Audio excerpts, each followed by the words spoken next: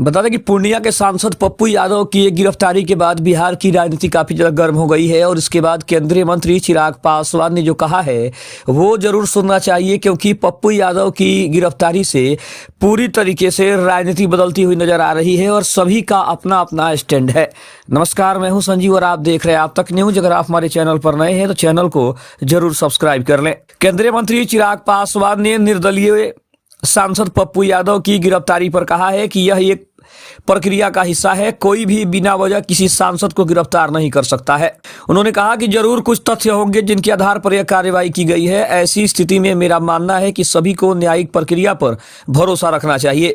अगर वे निर्दोष हैं तो उन्हें कोई नुकसान नहीं पहुंचा सकता, लेकिन अगर कोई दोषी है, क्योंकि यह मामला बहुत गंभीर है, अगर इसमें कोई शामिल है तो मुझे लगता है कि सच्चाई सबके सामने आनी चाहिए और इसके लिए जांच की एक प्रक्रिया है। कांग्रेस और उनके सहयोगी आरजेडी जैसे दल जब सत्ता में होते हैं तो बदले की राजनीति करते हैं।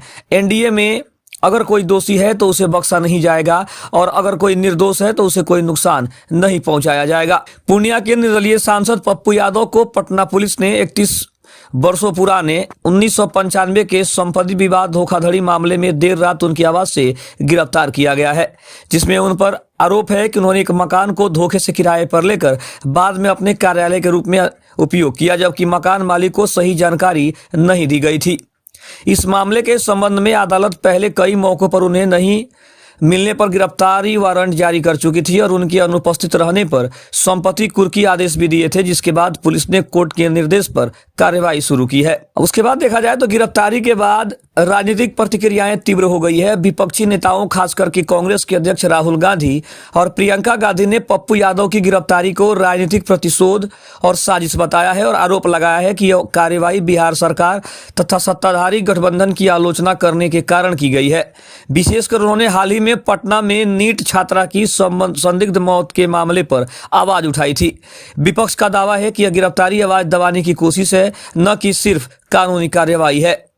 दूसरी ओर राज्य सरकार और सत्ताधारी दलों बीजेपी और जदयू ने स्पष्ट किया है कि गिरफ्तारी कोर्ट के आदेश के अनुरूप की गई है, इसे राजनीति से नहीं जोड़ना चाहिए। उनका मानना है कि कानून सभी के लिए समान रूप से लागू होता है और किसी प्रकार की साजिश नहीं रची गई है।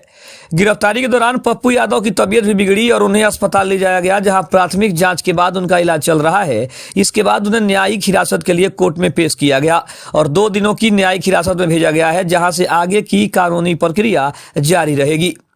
अगला कोर्ट तारीख पर हिरासत और अग्रिम मुद्दों पर फैसला होने की संभावना है, जिसमें उनकी जमानत की याचिका और अन्य विधि दलीलों पर भी सुनवाई की जाएगी। इस पूरे घटनाक्रम ने बिहार की राजनीति में कट्टू बहस, आरोप प्रत्यारोप और राजनीतिक तनाव बढ़ा दिया है, जिससे देश भर में राजनीतिक हलचल और ज्यादा तेज हो गई है। विपक्ष इसे लोकतंत्र पर हमला बताते हुए सरकार पर निशाना साध रहा है, जबकि सरकार इसे न्यायिक प्रक्रिया का पालन करार दे रही है।